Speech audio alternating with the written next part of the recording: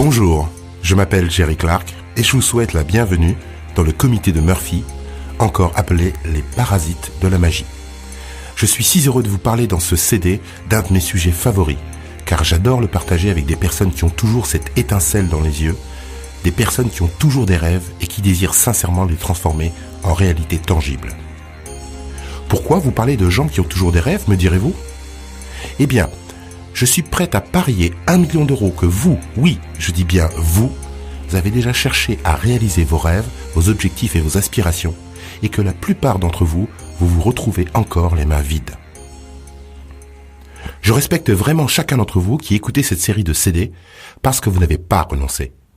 Vous savez, nous grandissons tous avec des rêves d'enfants plein la tête.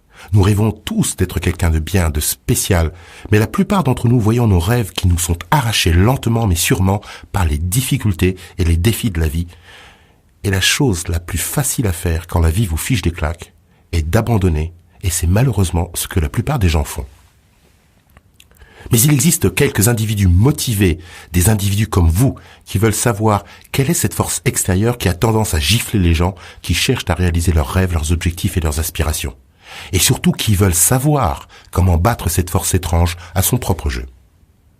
Eh bien, je suis ici pour vous révéler le nom de cette force étrange qui veut vous empêcher d'accomplir vos objectifs et vos rêves. Il s'agit du comité de Murphy. Le comité de Murphy se compose d'un groupe de 5 entités qui ont mis au point une opération au niveau de l'univers dont le but est de tester le niveau d'engagement de tout individu par rapport aux rêves, aux objectifs et aux aspirations qu'il ou elle poursuit. Je les appelle les parasites ou les interférences de la magie. Laissez-moi brièvement vous expliquer comment ce concept m'est apparu. Quand j'ai eu 18 ans, je me suis fixé l'objectif d'être millionnaire avant l'âge de 25 ans, car à l'époque je pensais que le succès n'était qu'une réussite strictement financière. Donc, toute activité qui n'impliquait pas le fait de gagner de l'argent m'apparaissait comme une totale perte de temps. Tout ce que je faisais avait un rapport direct avec le gain d'argent. Quand je ne travaillais pas pour gagner de l'argent, j'étudiais quelque chose qui pourrait m'en rapporter. Je n'arrivais pas à comprendre que quelqu'un puisse lire un livre uniquement pour le plaisir.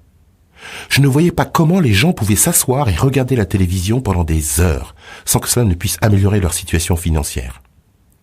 Je ne comprenais pas pourquoi les gens pouvaient travailler dur toute la semaine simplement pour pouvoir ensuite aller en boîte de nuit le week-end et dépenser leur argent en boissons et en drogue. Je veux dire que les gens faisaient des tas de choses bizarres le week-end qu'ils avaient totalement oubliées le lundi matin. C'était le comportement le plus insensé et le plus ridicule que j'avais jamais vu de toute ma vie. En fait, j'étais totalement focalisé sur les moyens possibles de gagner de l'argent, et quand j'ai atteint l'âge de 19 ans, je nageais littéralement dans l'opulence.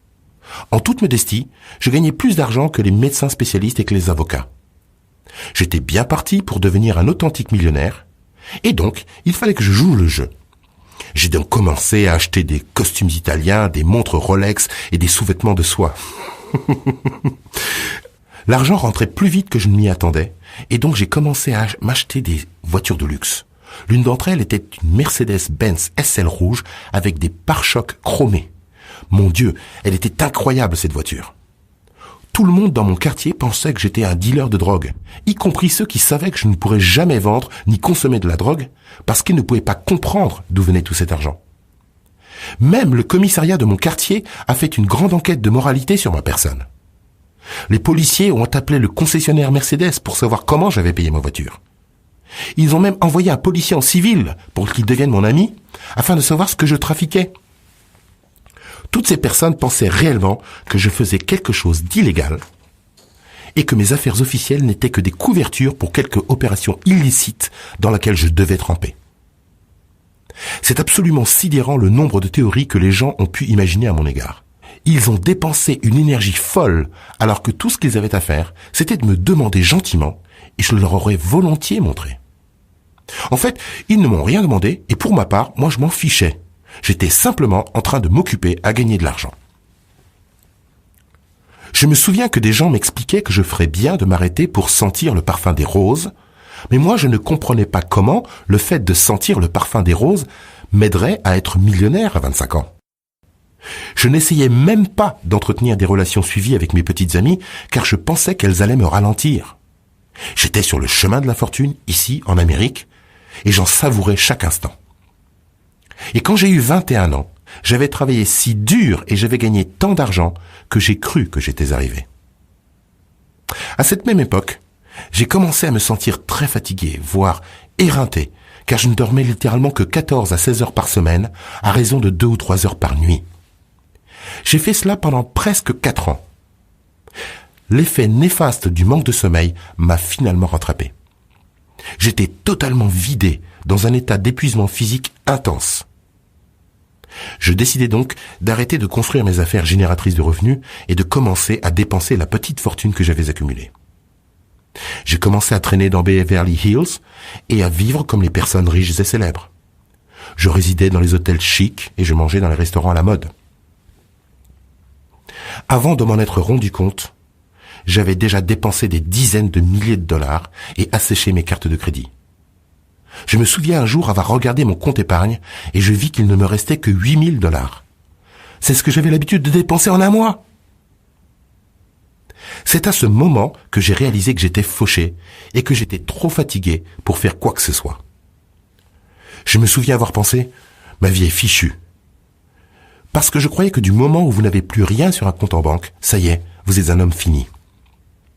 Eh bien, je fis la découverte étonnante que quand votre compte est à sec, vous respirez toujours et vous êtes toujours en vie. Je compris que quand vous n'avez effectivement plus rien, et quand bien même vous avez moins que rien, vous pouvez toujours être en vie. J'ai eu une autre révélation pendant cette période de vache maigre. Je continuais de penser qu'il devait sûrement exister un moyen de me remettre sur pied. Il devait y avoir un moyen. Et vous savez quoi ? Vous demandez ? Eh oui, vous recevrez. Exactement. Eh bien, j'ai demandé. Et à peu près 75 jours plus tard, j'ai reçu une réponse. Je suis sorti un matin et j'ai découvert que mes voitures avaient disparu. Vous voyez, la leçon que j'ai apprise, c'est que ne pas payer pendant 2 mois ces traites de voiture est le plus sûr moyen de vous remettre sur pied, car là, vous devez devenir un bon marcheur. Mes factures s'empilaient, les créanciers m'appelaient tous les jours, certains même venaient frapper à ma porte. J'ai dû prendre la décision de retourner vivre chez ma mère. Je suis tombé malade et je ne me suis pas rasé pendant des mois. Je suis resté dans cet état de dépression et d'abattement pendant presque 8 mois. Je n'arrivais pas à croire ce qui m'était arrivé. L'excellent crédit bancaire que je m'étais constitué était parti en fumée. Et toutes mes voitures de luxe, les bijoux dispendieux, les costumes italiens, les téléphones portables, les 3 000 à 5 000 dollars que j'avais toujours bêtement avec moi dans la boîte à gants, tout cela était parti en fumée. La maison que j'étais censé m'acheter à l'âge de 22 ans n'était plus qu'un souvenir. Que s'était-il passé ? Je me disais, que m'est-il arrivé ? J'étais un jeune homme 100% réglo qui faisait de son mieux pour réussir en Amérique. J'étais allé en faculté pendant 4 ans, comme on m'avait dit, j'avais eu de bonnes notes, je ne fumais pas, je ne buvais pas d'alcool, je ne me droguais pas, je ne buvais même pas de café. Tout ce que je voulais, c'était montrer aux gens qu'il était possible de réaliser ses rêves à la condition de respecter la recette d'aller en classe, d'obtenir de bonnes notes, de travailler dur dans son travail ou dans plusieurs métiers et d'être engagé à fond dans ce que l'on fait. Que s'était-il passé ? Je suis resté dans cette triste condition pendant 8 mois, en essayant de comprendre. Je devais trouver une explication quelconque afin de garder ma santé mentale. Je me rappelle qu'une nuit, j'étais en train d'écouter une cassette de Les Brown. Je me souviens qu'il disait que les messagers de la misère lui avaient rendu plusieurs fois visite, alors qu'il était à la poursuite de ses rêves. Il reliait cela à la loi de Murphy qui dit en substance que tout ce qui peut mal se passer va très probablement mal se passer. À cette même époque, je suis aussi tombé sur un livre écrit par un homme du nom de Scott Alexander qui s'intitulait « Le succès du rhinocéros ». Ce livre contenait des principes et des analogies très intéressants. Il expliquait entre autres que certaines personnes se comportent comme des vaches et que d'autres se comportent comme des rhinocéros. Depuis que Scott Alexander a publié son livre en 1980, il existe de nombreuses sociétés de marketing qui utilisent cette analogie pour illustrer certains points à leur force de vente. Quoi qu'il en soit, c'est dans cette période de ma vie que j'ai conçu le comité de Murphy. J'ai combiné ce que j'avais entendu de Les Brown est ce que j'avais lu de Scott Alexander, et j'ai appelé le concept entier le comité de Murphy. Bon, je comprends bien que le comité de Murphy est un comité imaginaire créé dans mon esprit comme un moyen de comprendre et de gérer tout ce qui s'était passé à cette étape de ma vie et qu'il a depuis joué un rôle clé dans le fait de m'aider à gérer tous les défis qui ont traversé ma route. Et dans les années qui ont suivi, j'ai aussi partagé ce concept avec des gens qui rencontraient des difficultés et des défis dans leur vie. Ils m'ont tous dit que cela les avait grandement aidés. Vous voyez, toutes les choses d'une grande importance que vous désirez accomplir ne peuvent se trouver que de l'autre côté de la jungle. Il est évident que la jungle n'est pas l'endroit le plus sûr au monde et qu'afin de survivre aux nombreux dangers dans la jungle, vous avez l'obligation de vous construire une condition mentale et physique optimale. Vous devez avoir une peau épaisse, un cœur robuste et un état d'esprit de fonceur. Ce sont les caractéristiques d'un rhinocéros. Vous voyez, les rhinocéros ont un cuir épais, de 5 à 7 cm d'épaisseur, afin que les moucherons, les insectes et même les flèches occasionnelles ne les tuent pas. Tout rebondit sur leur cuir épais et ainsi ils peuvent foncer dans la jungle. Ils se font rarement embêter par les autres créatures de la jungle et ils ennuient rarement qui que ce soit eux-mêmes. Par-dessus tout, ce sont des créatures pacifiques qui sont très concentrées sur ce qu'elles veulent. Cependant, si vous vous mettez en travers de leur route, faites attention. Vous risquez de vous retrouver face à 2 ou 3 tonnes de purs rhinocéros qui vous foncent dessus tête baissée avec une corne capable d'embrocher des parties cachées de votre anatomie. Ouïouïouï. Vous voyez, je crois que nous sommes tous nés avec l'état d'esprit du rhinocéros, mais que la plupart d'entre nous avons été entraînés à être des vaches. Les vaches sont des créatures paisibles qui paissent dans les prés et qui acceptent tout ce qui passe à leur portée. Les vaches ne croient pas qu'elles peuvent prendre le contrôle de leur vie et créer leur propre destin. Elles sont ce que j'appelle les victimes volontaires du système. Elles renoncent volontairement à leur liberté pour une existence médiocre. Ce que je veux dire, c'est que si vous donnez à une vache un revenu régulier, quelques avantages médicaux, 2 ou 3 semaines de congés payés par an, et vous y ajoutez une police d'assurance vie, et vous lui promettez une retraite qui ne lui paiera que 30% de son dernier salaire, qui n'était déjà pas suffisant à la base. Et la vache sera prête à vous donner sa vie en échange. Les vaches font de leur mieux pour vivre une vie dénuée de risques dans les prés. Si c'est facile, elles le voudront. Si c'est confortable, elles le prendront. Si c'est normal et traditionnel, elles seront ouvertes. Si toutes les autres vaches le font, c'est donc la bonne chose à faire. Les vaches ont été convenablement programmées à croire qu'elles n'ont pas le choix quant à la direction de leur vie. Elles font simplement ce que le système leur dit de faire pour réussir. Par exemple, on leur dit d'aller à l'école, d'obtenir une bonne instruction, afin d'avoir un bon emploi dans une grosse entreprise bien stable. Tout ce qu'elles auront à faire, c'est travailler dur, être loyales, et dans 20 à 30 ans, atteindre un poste de cadre supérieur avec des stock options. Et on leur dit qu'au moment de leur retraite, elles auront tout réussi dans leur vie. Elles auront alors une bonne retraite et une sécurité sociale. Oh, la sécurité. Elles aiment ce mot. Eh bien, voilà ce qui se passe habituellement. Les vaches se lèvent le matin et se battent dans les embouteillages pour aller au boulot. Puis elles travaillent toute la journée en regardant l'horloge en permanence. Et elles affrontent de nouveau les transports en commun pour rentrer chez elles. Elles avalent un petit dîner, elles regardent la télévision, elles prennent une douche et vont se coucher afin de pouvoir refaire les mêmes choses le lendemain. Elles passent la semaine entière en attendant avec impatience leurs 2 journées de repos. Et là, elles se plaignent d'avoir plus de temps libre que d'argent disponible.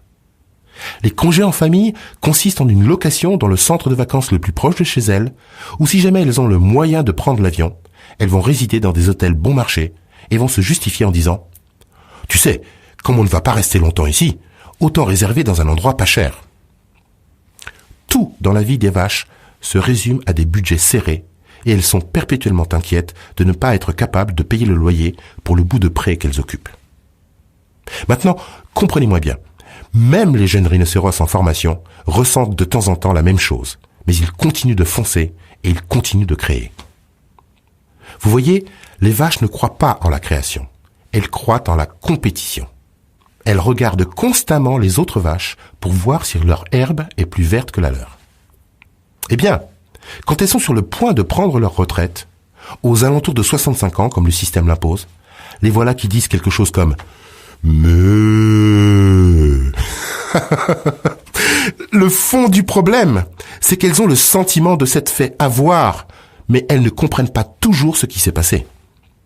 Elles pensent à toutes les choses qu'elles voulaient faire, mais qu'elles n'ont jamais eu la chance de pouvoir faire, et elles se demandent ce que leur vie aurait été si seulement elles avaient fait ceci, ou si seulement elles avaient fait cela. À cet instant, elles réalisent qu'elles se dirigent vers l'abattoir. Les vaches ont la vie la plus déprimante qui soit sur cette planète. Et ce qui est encore plus déprimant, c'est qu'elles constituent une majorité de la population, au moins 90%. Les rhinocéros, au contraire, croient en l'excitation et en l'aventure. Ils s'épanouissent dans l'énergie dynamique et dans les défis qui n'existent que dans la jungle. Ils ne peuvent supporter la passivité et la médiocrité du pré des vaches. Après tout, il n'y a là que de l'herbe et du fumier.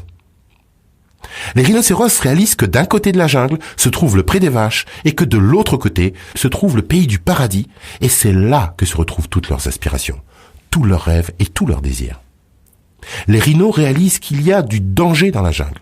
Ils savent que parvenir de l'autre côté ne sera pas facile, mais que la facilité n'est pas une option pour eux, car si le succès était facile, eh bien vous devinez la suite, ce ne serait pas le succès, ce serait la médiocrité.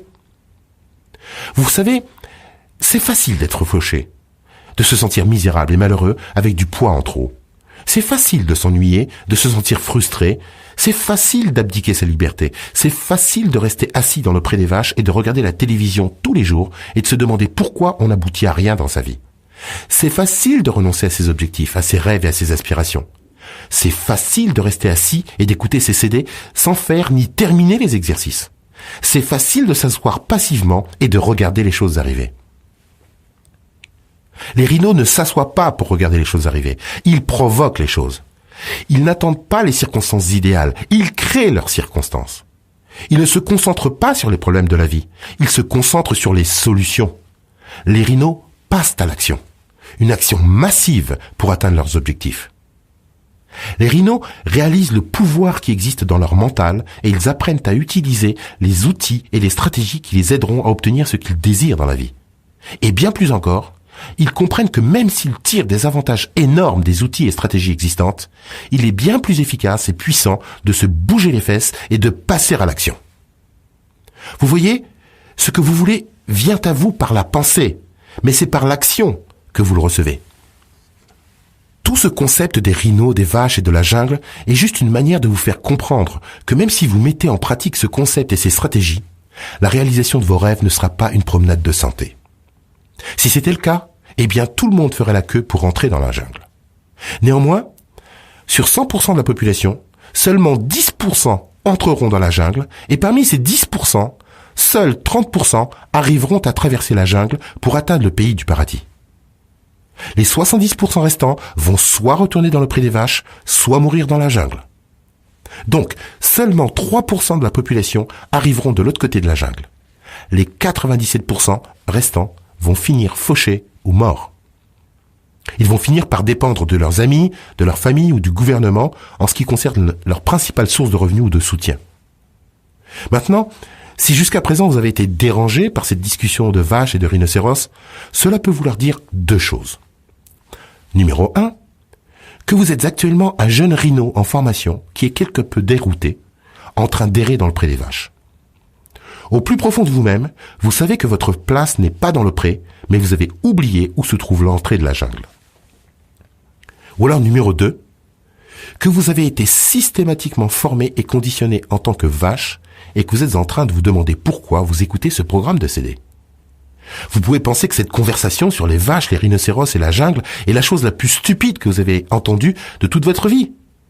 De plus, La Roue de la Fortune ou un autre programme de télévision similaire est en train de passer, et vous vous dites que vous ferez mieux de le regarder. Eh bien, si vous êtes un rhino en formation, perdu dans le pré des vaches, ne soyez pas inquiet, parce que vous êtes sur le point de retourner dans la jungle. Vous êtes soit probablement celui ou celle qui avait terminé tous les exercices précédents contenus dans le programme de CD Créer la magie, soit vous croyez que vous connaissez déjà tout cela. Eh bien, si vous n'avez pas terminé les exercices parce que vous croyez tout savoir, c'est probablement la principale raison pour laquelle vous n'êtes pas en train de vivre vos rêves. C'est probablement la raison principale pour laquelle vous êtes perdu dans le pré des vaches. C'est probablement pourquoi vous êtes quelque peu paumé et vous pensez « Mon Dieu, qu'est-ce que je fais là ? Je ne devrais pas en être là dans ma vie. » Si vous sentez que vous êtes une vache conditionnée, ne vous sentez pas mal à l'aise parce qu'au moins vous êtes encore en train d'écouter. C'est bon signe. Cela veut dire que votre état d'esprit du rhinocéros est en train de se libérer. Et plus vous écouterez ce CD, et plus vous écouterez d'autres CD de développement personnel, et lirez des livres et assisterez à des séminaires sur le sujet, plus votre puissance va se libérer, plus le génie qui est en vous va se libérer et se révéler ouvertement à vous. Le point clé à retenir est ce que j'ai dit plus tôt dans ce CD. Chacun d'entre nous, je dis bien chacun d'entre nous, est né avec cet esprit de rhinocéros, mais la plupart d'entre nous avons été formés à être des vaches. Je dis cela parce que nous sommes tous venus sur cette terre avec une détermination incroyable. Après tout, nous avons gagné notre première course. Permettez-moi de vous expliquer. Nous avons dû battre à la nage des millions d'autres spermatozoïdes afin d'être le premier à pénétrer dans l'ovule pour le fertiliser. C'était une nage à contre-courant et nous sommes arrivés les premiers. En ce qui me concerne, tout être humain vivant sur cette planète possède au plus profond de lui l'esprit d'un rhinocéros et est donc un gagnant. C'est juste que certains d'entre nous avons subi un lavage de cerveau plus important que d'autres. On nous a lavé le cerveau pour que nous croyions que nous ne pouvions pas réussir, que nous ne pouvions pas obtenir ce que nous désirons vraiment, que nous devions être médiocres et que la meilleure façon de gérer le fait que nous soyons malheureux, insatisfaits et fauchés dans cette vie était de comprendre que nous aurions toutes ces belles choses quand nous serions morts et arrivés au paradis. Eh bien écoutez, je suis tout à fait d'accord pour aller au paradis, mais je ne veux vraiment pas vivre un enfer pour y arriver. Je crois vraiment que nous pouvons créer notre propre paradis sur Terre dès maintenant si nous apprenons les bonnes stratégies et si nous les appliquons. Vous avez le pouvoir de créer de la magie dans tous les domaines de votre vie et comme je vous l'ai déjà dit, vous pouvez créer un paradis sur Terre dès maintenant si vous le décidez, ou alors vous pouvez créer votre enfer sur la Terre si vous le désirez aussi. Le choix est entre vos mains. Comprenez simplement que personne ne vous a dit que ce serait facile. Parce que vous aurez plusieurs fois la visite du comité de Murphy en cours de route. Particulièrement si vous décidez de pénétrer dans la jungle. Vous allez découvrir comment le comité de Murphy fonctionne. Vous apprendrez comment identifier les membres du comité de Murphy quand ils vous rendront visite. Et vous apprendrez comment les battre à leur propre jeu pour atteindre votre pays du paradis. Dans votre pays du paradis, vous pouvez être ce que vous voulez être. Vous pouvez faire ce que vous voulez faire. Et vous pouvez avoir ce que vous voulez avoir. Vous n'avez pas besoin de vous inquiéter du prix. Vous apprendrez à développer une peau épaisse de rhinocéros qui vous permettra de supporter tous les défis qui vont assurément vous barrer la route pendant cette incroyable traversée de la jungle.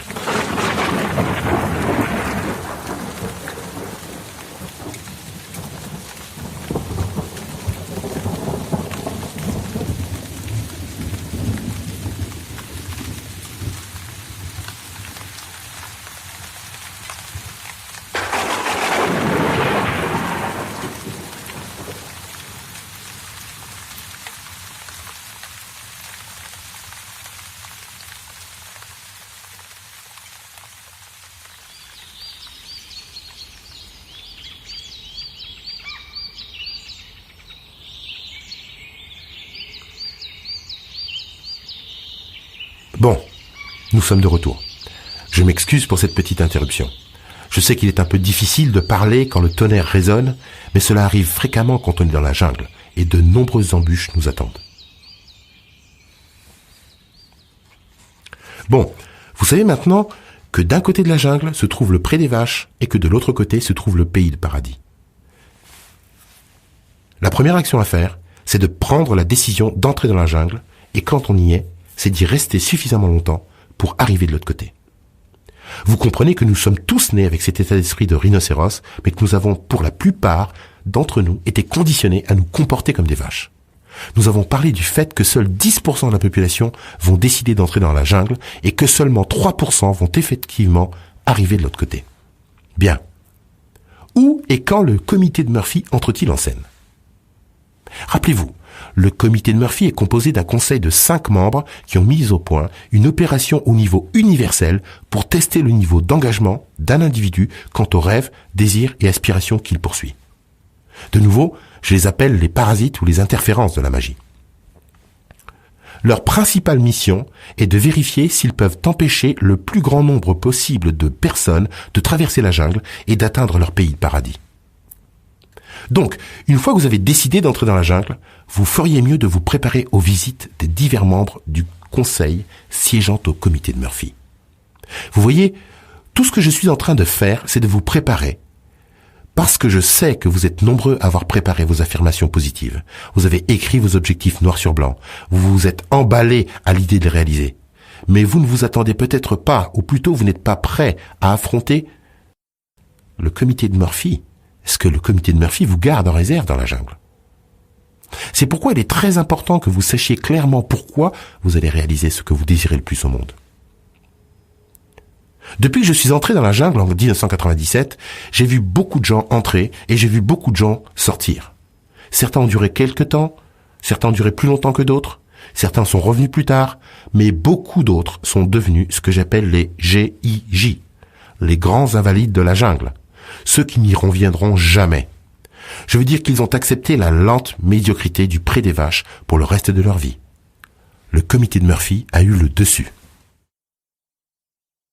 Laissez-moi partager avec vous quelques-unes des tactiques et des tours que le comité de Murphy va s'efforcer d'utiliser contre vous afin de vous faire quitter la jungle. Murphy numéro 1, en général, va vous envoyer les amis et la famille quand vous entrez dans la jungle. Ils essayent de vous convaincre de retourner dans le pré des vaches, là où tout est sécurisé. Ils vous disent « Mais enfin, il y a des tas de vrais emplois dans le pré des vaches !» Et ils vous avertissent de tous les dangers de la jungle. Ils vous expliquent qu'il n'y a pas de salaire régulier dans la jungle et qu'en plus le risque de maladie est plus grand et qu'il n'existe pas d'avantages médicaux. Et que vous feriez mieux de retourner dans le pré des vaches là où vous aurez une prise en charge médicale. Ils vous parlent de tous ces pauvres bougres qui ont échoué misérablement dans la jungle et quelques-uns sont même des GIJ ou des grands invalides de la jungle. De plus, aucun des membres de votre famille n'a traversé la jungle. Alors pour qui vous prenez-vous pour croire que vous pouvez le faire? Vous devriez plutôt accepter votre existence de vache.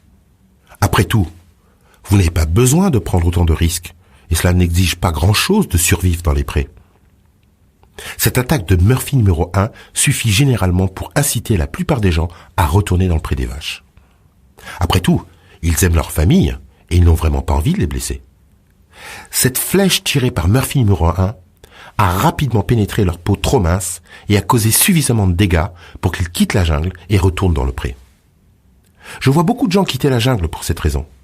Mais quelques personnes sont plus branchées sur leur esprit de rhino, donc elles continuent de foncer dans la jungle.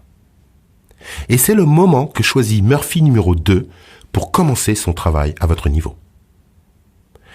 La stratégie que Murphy numéro 2 a employée avec moi fut la suivante. Il me mit dans une situation où à l'âge de 21 ans, j'étais complètement épuisé et je ne pouvais plus payer mes factures. Il se dit qu'en récupérant mes voitures et qu'en m'envoyant des créanciers à mes trousses, ceci me ferait sûrement quitter la jungle. Et croyez-moi, j'ai vraiment senti cette flèche. Mais un de mes copains de la jungle m'a aidé à extraire cette flèche et m'a dit qu'en passant, ma peau était devenue plus épaisse. Cela m'a encouragé et je suis effectivement resté dans la jungle pour cette raison. Néanmoins, voici une manière capitale et hautement efficace qu'utilise Murphy numéro 2 pour s'assurer que les gens quittent la jungle. Et très vite, beaucoup d'entre eux le font. Le peu qui restent dans la jungle se font tourner en dérision par Murphy numéro 3 parce qu'il sait que ces stratégies puissantes seront très efficaces pour dégoûter les survivants de la jungle. Murphy numéro 3 va jouer lourdement avec vos émotions. La stratégie qu'il utilisa contre moi fut la suivante. Je tombais amoureux d'une belle jeune femme qui voulait vivre confortablement dans le pré des vaches. Eh bien, je me suis vite retrouvé dans le pré des vaches avec cette belle jeune femme. J'ai même trouvé un emploi dans le pré des vaches. Et peu de temps après, je ne supportais plus de vivre dans les pâturages. J'ai commencé à me sentir frustré et irritable. Je n'arrivais pas à me fondre parmi les vaches parce qu'elles avaient toutes remarqué la corne qui commençait à pousser sur mon front. Je ne pouvais tout simplement pas cacher le fait que j'étais un jeune rhino en croissance. Vous voyez, la plupart des vaches ont du mal à passer du temps en compagnie des rhinos, Et la plupart des rhinos ont du mal à consacrer beaucoup de temps aux vaches. Les rhinos sont constamment en train de parler de choses positives, de leurs rêves et de leurs objectifs, de leurs aventures dans la jungle et des possibilités qu'ils ont d'amener leurs nouveaux amis ruminants avec eux pour qu'ils puissent ensemble atteindre l'autre côté de la jungle. Les vaches commencent à s'énerver quand les rhinos parlent de ces choses. Les vaches aiment se plaindre des choses qui ne vont pas dans leur travail et de leurs difficultés à payer leurs factures. Et elles adorent parler de sujets triviaux et négatifs tels que des mauvaises nouvelles aux infos de la télévision et de l'économie qui va mal. Le fond du problème, c'est que je devais retourner dans la jungle et que je voulais vraiment emmener cette jeune femme avec moi. Mais l'énergie, le risque et l'excitation de la jungle, c'était trop pour elle. Elle a décidé de se tenir loin des rhinos et j'ai décidé de retourner dans la jungle. Ce fut une expérience douloureuse et Murphy numéro 3 fut surpris de me revoir. Il avait fait du bon travail en jouant avec mes émotions et je dus même le reconnaître pour cela. Mais je lui dis que ma place était dans la jungle et que j'y resterais jusqu'à ce que j'atteigne l'autre côté. Je fis le serment de ne plus tomber amoureux que de femmes qui seraient elles-mêmes des jeunes rhinos prometteuses, en formation, plutôt que d'essayer d'en faire des rhinos. Murphy numéro 3 fut impressionné par ma détermination, ainsi que les autres membres du comité. Vous savez, seule une poignée de gens arrivent à dépasser Murphy numéro 3. Mais néanmoins, Murphy numéro 4 et Murphy numéro 5 étaient déterminés à m'arrêter et ils seront déterminés à vous arrêter vous aussi. Comprenez que dépasser Murphy numéro 3 représente une avancée majeure. Car à ce moment, vos compétences de jungle ont considérablement augmenté. Votre peau s'épaissit de plus en plus avec chacun des défis rencontrés dans la jungle. Vous êtes de plus en plus déterminé à atteindre l'autre côté de la jungle et pour la première fois, vous commencez vraiment à profiter de l'atmosphère de cette jungle. Vous avez développé suffisamment de compétences et de stratégies pour enseigner aux nouveaux venus et à ceux qui en ont marre d'être des vaches et qui se demandent comment entrer dans la jungle. Vous pouvez leur indiquer quelle tenue de combat adopter, à quoi ils doivent s'attendre et comment gérer efficacement les nids de poules ainsi que la meilleure route à prendre pour éviter les sables mouvants occasionnels. Beaucoup de rhinocéros utilisent en fait ce moyen d'enseignement des techniques de réussite dans la jungle aux nouveaux venus comme source de revenus pour financer le reste de leur séjour dans la jungle. À propos, même les rhinos aguerris viennent écouter ces stratégies pour simplement réviser et renforcer les compétences qu'ils ont déjà. Très bien, maintenant continuons notre voyage à travers la jungle. Plusieurs mois, plusieurs années même se sont écoulés depuis votre première incursion dans la jungle. À présent, vous devez avoir une drôle de mine et vous sentez certainement assez mauvais. Toute votre famille et vos amis restés dans le pré des vaches pensent que vous avez maintenant complètement perdu l'esprit. Ils n'arrivent pas à comprendre pourquoi vous ne retournez pas vers la sécurité des vaches et sur la sécurité des pâturages. Oh, maintenant vous êtes habitué, votre peau est si épaisse que cela ne vous dérange même plus. Vous continuez votre avancée dans la végétation et là, tout à coup, vous êtes arrivé devant un marais. Ça pue et ça ressemble à du purin. Berk. Et vous remarquez qu'il n'existe aucun chemin pour le contourner. Vous devez soit traverser le marais, soit quitter la jungle. À ce moment, certains ne peuvent pas en supporter plus et donc décident de quitter la jungle et de retourner dans les pâturages où leurs amis les accueillent joyeusement. Tout le monde est en liesse. Ils sont contents de leur retour. Ils savaient qu'ils retrouveraient leur esprit tôt ou tard. Certains décident de rester un moment au bord du marais afin d'aiguiser leurs cornes avant de plonger dans le marais. Et là, il y a quelques braves qui décident d'y aller tout de suite. Ils font un pas dans ce marais puant, visqueux et gluant, et ils avancent. L'odeur est si infecte qu'ils peuvent à peine respirer. Murphy numéro 4 rigole, ainsi que le reste du comité, mais en même temps, ils sont tous très impressionnés car très peu de gens arrivent jusqu'au marais et une partie encore plus faible d'entre eux décide de plonger. Murphy numéro 4 ainsi que Murphy numéro 5 commencent à vous tirer dessus avec toutes sortes de flèches dans un effort final pour obtenir votre reddition. C'est le moment où tout ce qui semble pouvoir marcher de travers marchera de travers. C'est comme si vous ne deviez jamais voir la lumière au bout du tunnel. Vous commencez même à douter de l'existence du pays de paradis. Cela peut être la mort d'un de vos proches, ou alors vous divorcez après 5, 10 ou 15 ans de mariage. Ou encore, vous êtes obligé de déclarer une faillite, ou encore votre maison qui est saisie, ou encore le fisc qui vous prend tout ce que vous possédez. Vous savez, toutes sortes de choses qui peuvent arriver. Tout ce qui peut mal se passer va probablement mal se passer. Le point important à comprendre est que ceci arrive quand vous êtes le plus proche de vos objectifs. Je sais que c'est parfois dur à croire, mais croyez-moi, c'est vrai. Demandez simplement à n'importe quel rhino qui a réussi et il vous le confirmera. Vous devez simplement comprendre que Murphy numéro 4 et Murphy numéro 5 exercent un effort final pour vous arrêter. Si vous persistez pendant cette phase, vous avez réussi parce que bientôt ils seront fatigués de vous ennuyer. Ils vont dire quelque chose comme « Hey, tu vois ce gars Jerry ?» Ou alors vous substituez votre prénom au mien. « Tu vois ce gars Jerry ? Il est toujours debout. Il ne semble pas comprendre qu'il ne peut pas gagner. » Moi je vais te dire, il ne m'amuse plus. Cela fait des mois, voire des années qu'on lui tourmente et il ne semble vraiment pas comprendre. Pourquoi ne pas le laisser tranquille et aller chercher quelqu'un d'autre à éprouver ? Et tout à coup, vous vous retrouvez dans une eau bleu clair, transparente comme le cristal, en train de marcher vers une plage. C'est le jour le plus incroyable que vous ayez vécu. Le soleil rebondit gentiment sur votre nouvelle peau propre de rhinocéros. La femme la plus belle, substituée pour vous, mesdames, le plus bel homme, vous accueille, vous embrasse et vous escorte jusqu'à votre limousine Mercedes-Benz AMG surallongée et votre chauffeur vous accueille par votre nom. Alors que vous roulez sur l'autoroute à l'arrière de la voiture tout en sirotant un verre d'eau d'Évian fraîche, vous dépassez quelques vaches. Vous regardez leur visage disgracieux et le regard triste qu'elles vous lancent. À l'occasion, vous en voyez une qui contemple la limousine et vous pouvez lire sur ses lèvres quand elle dit « Il y en a qui ont de la chance ». Votre chauffeur arrive finalement au sommet d'une colline devant une grille de sécurité qu'il ouvre avec un commutateur électronique. Vous passez devant une fontaine magnifique de 3 mètres de haut située au beau milieu de l'allée. Le chauffeur gare la limousine dans le garage et vous sortez pour vous diriger vers l'ascenseur. Les portes de l'ascenseur s'ouvrent sur l'entrée principale de la propriété et vous posez les pieds sur un sol de marbre noir. Une de vos employées de maison vous tend une tasse de cappuccino et vous vous dirigez vers la salle à manger qui vous offre une vue magnifique sur la ville et l'océan. Une larme coule sur vos joues alors que vous pensez à ce que vous avez traversé et où vous vous trouvez maintenant. Le téléphone sonne et la communication est pour vous.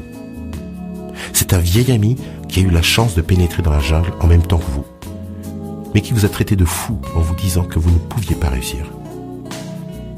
Vous percevez une légère tension dans sa voix, ainsi que le silence à l'autre bout de la ligne quand il marmonne « J'aurais tellement souhaité ». Vous vous tournez alors vers votre belle épouse ou votre beau mari. Vous pensez à vos enfants en bonne santé qui sont en train de jouer sur votre court de tennis privé.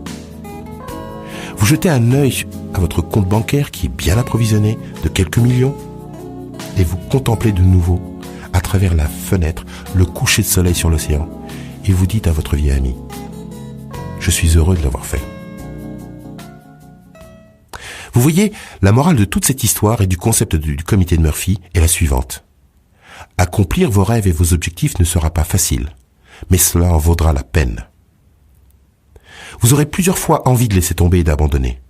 C'est dans ces moments que vous devrez continuer d'avancer. Tôt ou tard, le comité de Murphy en aura assez de vous taper dessus. Mais jusque-là, vous feriez mieux d'avoir quelques raisons impérieuses d'aller dans la jungle, parce que si ce n'est pas le cas, eh bien je vous garantis que vous allez échouer. Vous vous retrouverez inévitablement dans cette portion indésirable des 97% de la population qui se retrouve à la retraite fauchée ou décédée. Laissez-moi tout de même vous donner un conseil de survie dans la jungle si vous êtes pourchassé par un ours quand vous entrez pour la première fois dans la jungle. Parce que vous n'aurez pas encore votre corne de rhinocéros, vous pourrez être pourchassé au départ par quelques ours. Dans ce cas précis, la clé est la suivante.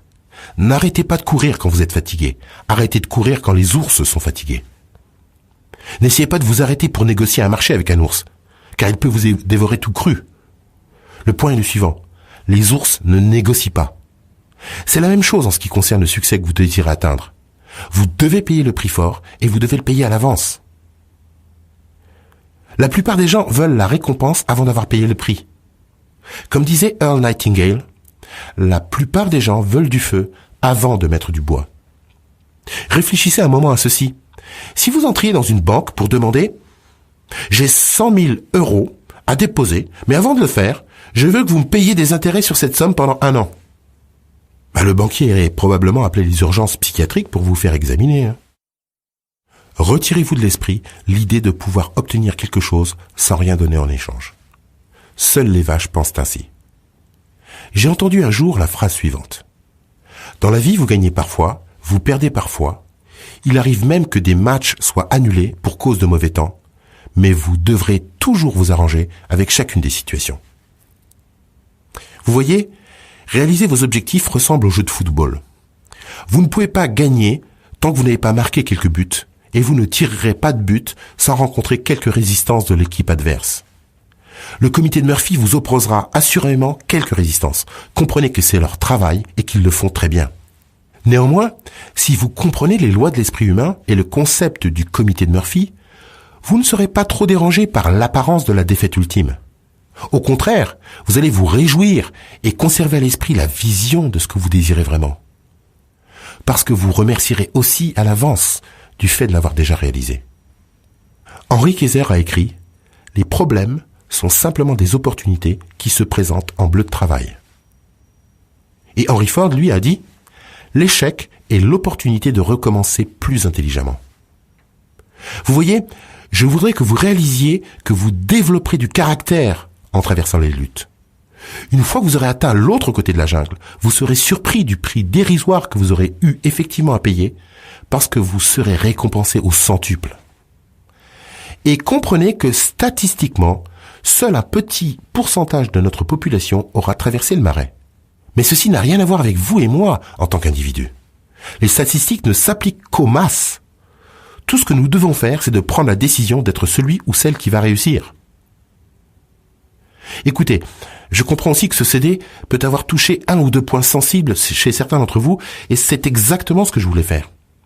Je crois que quelqu'un doit être prêt à mettre tout à plat pour vous et vous expliquer les faits purs et durs avant qu'il ne soit trop tard. Et souvenez-vous de ceci avant de vous embarquer pour le voyage de votre vie. Ne demandez pas à la vie d'être facile, demandez-lui de valoir le coup. Vous pouvez payer le prix du succès ou vous pouvez payer le prix de l'échec. Le succès coûte des centimes, mais l'échec coûte des millions. J'ai sincèrement apprécié le temps passé avec vous sur ce CD et j'espère que vous déciderez d'entrer dans la jungle et d'expérimenter la vie au maximum. Souvenez-vous, c'est dans la jungle que vous trouverez de l'action. J'espère vous y retrouver.